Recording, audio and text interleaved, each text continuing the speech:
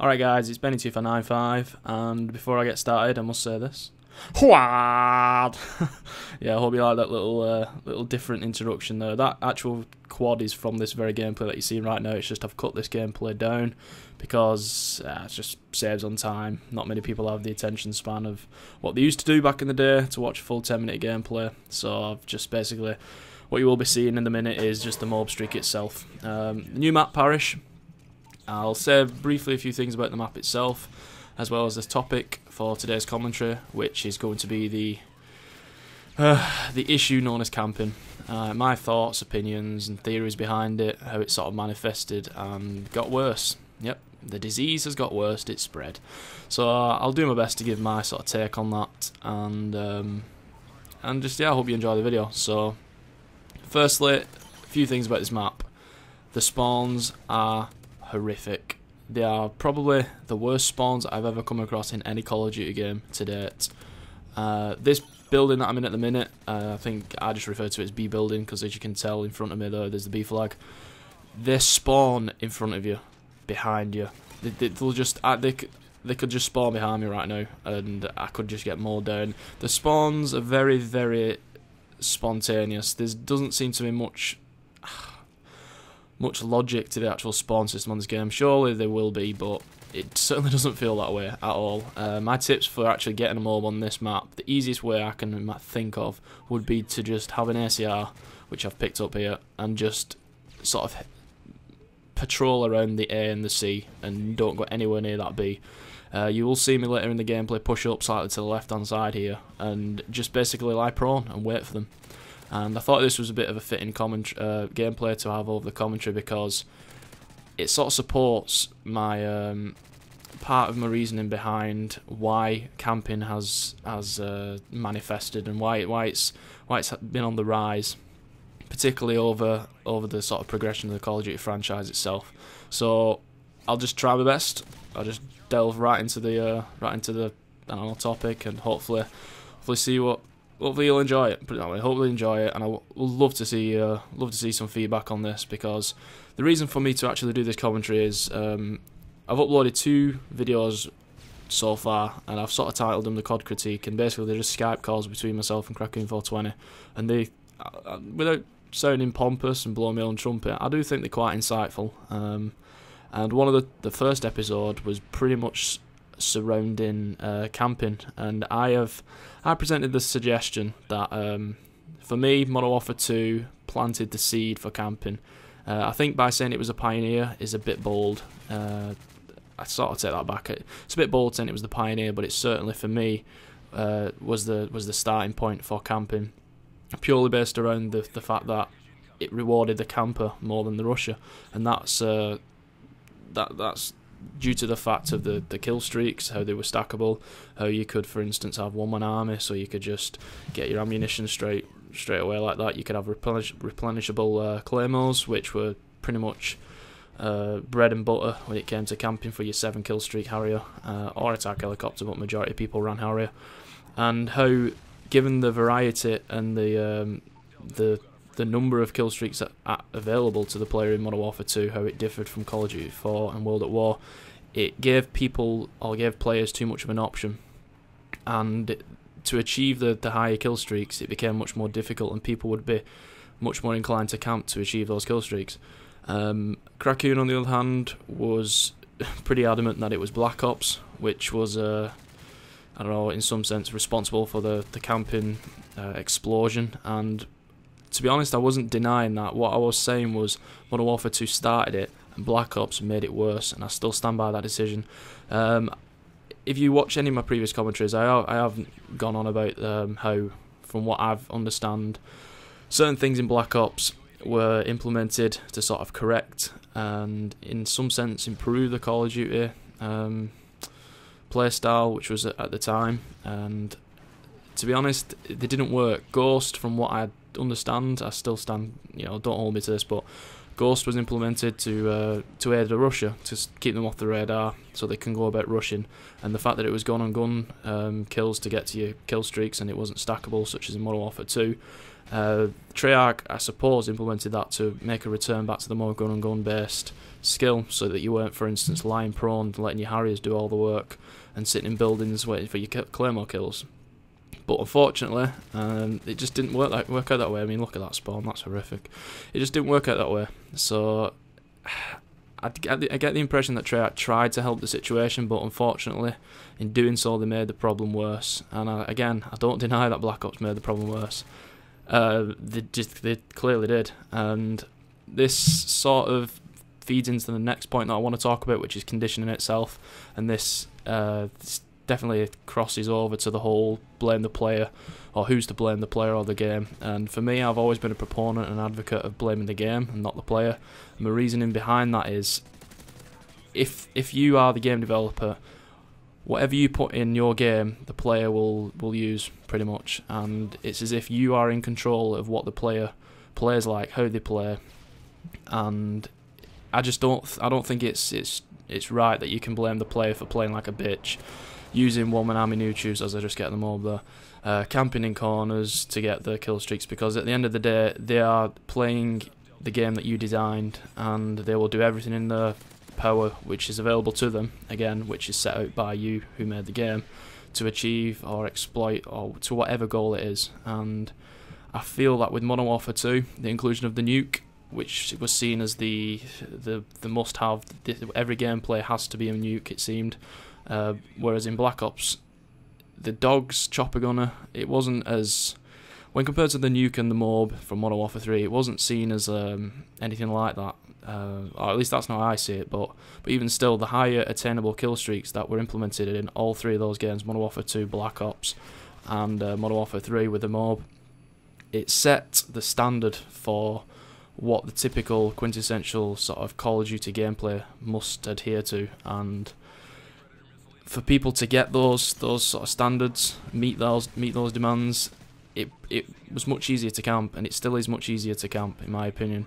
And I feel like the game has conditioned players to play that way. And what you're more likely to find is, if you go back and play Modern Warfare 2, if you go back and play Call of Duty 4, World at War, players have adapted, players have evolved, players have changed. The play style of this Call of Duty community, it's different to what it used to be. Back in the World at War, Call of Duty 4 days, people would rush.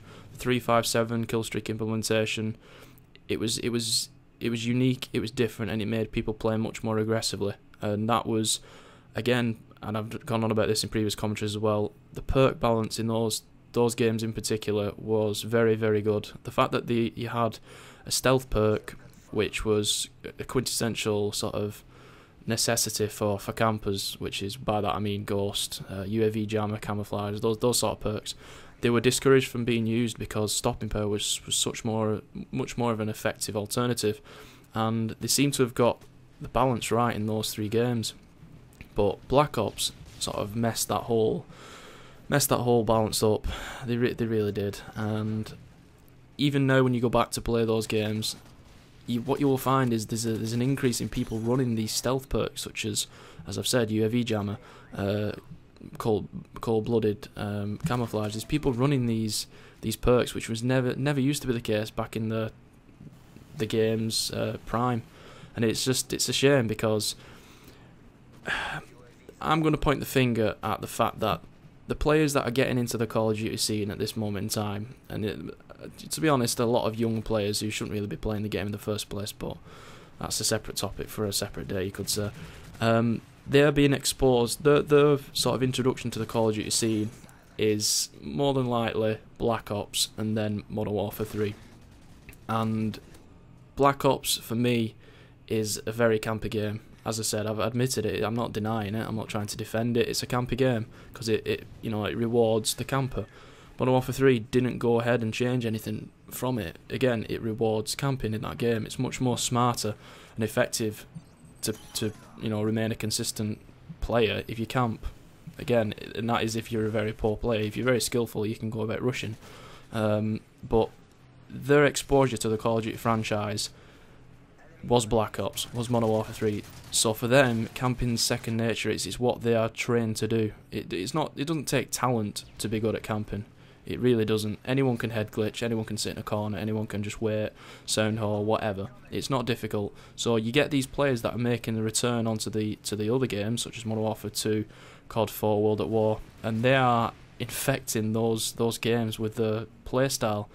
And what this all boils down to is, in essence, it's for me, it's the game developers which are conditioning these players. You need to revolutionise the Call of Duty franchise completely, and I honestly believe that they will successfully make a change, make a transition in the community if the next game out, which will be Black Ops 2, I think that's much more based on objective play. I think that's what the intention is with their game. But if, for instance, Call of Duty Modern Warfare 4, if that's going to be the name of it, if they made it such that camping would be completely, you could not camp in that game completely, what I would predict is, once that game is out in its prime, if you were to go back on the games such as, for instance, Black Ops, where camping was very, very much prevalent, there would be less camping because, again, the transition will have been put in effect. You would have been conditioning players as of that game and changing gradually, progressionally through time how they play that game. And what I wanted to just clarify was, for me, Modern Warfare 2 planted the seed. Black Ops came along and just shat all over, dropped a load of manure onto it, and you just gave that seed some sort of steroid boost, you could say. And ever since then, it's been getting worse and worse. And just before I finish the commentary, I just want to sort of clarify one point. When I said that Modern Warfare 2 kickstarted this whole sort of camping craze, the way I see it is, you can't bring Black Ops into this equation just yet. To say whether Call of Duty Modern Warfare 2 was a campy game, you can only address that game and how it played during the prime of that game's release, when people were playing it at its peak, basically. And at that point in time, you can only compare that to the games that were out previously, namely Call of Duty 4 and World at War. And for me, given the success and the praise that Call of Duty 4 and World at War brings with it, and how the game style from those days and those games in their peak was much more different, it was much more aggressive, much more exciting, much more fast-paced, rushing. I don't see how anyone can deny that when the transition was made from World at War over to Call of Duty Modern Warfare 2, there wasn't a subtle, even if it was subtle, there was an increase in camping in Modern Warfare 2. And when people say, which some people have in comments and things, that Black Ops is much more a campy game than Modern Warfare 2, you know, I'm not denying that. My point is that Modern Warfare 2, in my opinion, started the camping disease, you could say. It again, pioneer is a bit of a strong word, but it was where the seed was planted, and I don't deny that Black Ops made it worse, because it did.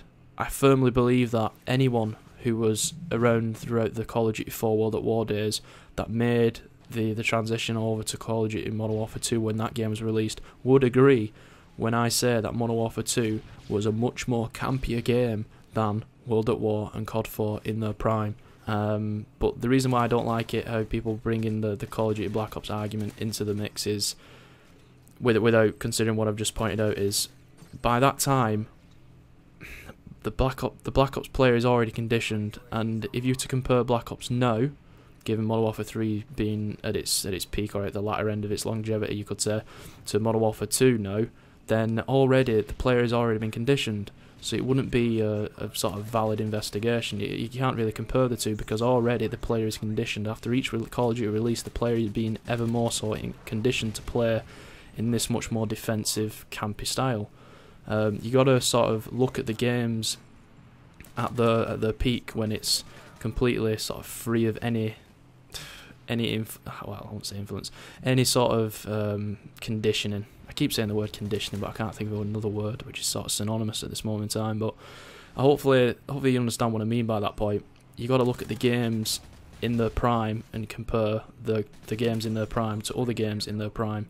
And for me, Modern Warfare 2 in its prime was a much more campier game than COD 4 and World at War in their prime. And if that's the case, then my statement of Modern Warfare 2 is a much more campier game sort of stands, or at least I hope it does.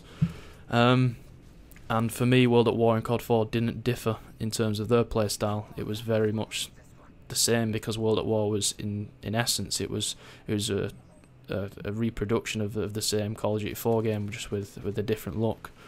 I mean, no one likes campers, no one does, but for me, the message is clear, or at least I hope it is. It's down to the game developers themselves to change the problem. At the end of the day, you're in the driver's seat, and you're in control of how we can play. You know what I mean? So, I just want to know what you guys think about that. Hopefully you enjoyed the commentary, hope you enjoyed the gameplay, and just, yeah, leave me some feedback on this this topic, this discussion. So I'm really interested to hear what you've got to say. This is Ben2595 signing out. Hope you enjoyed the video. I'm going to go now and have a wank.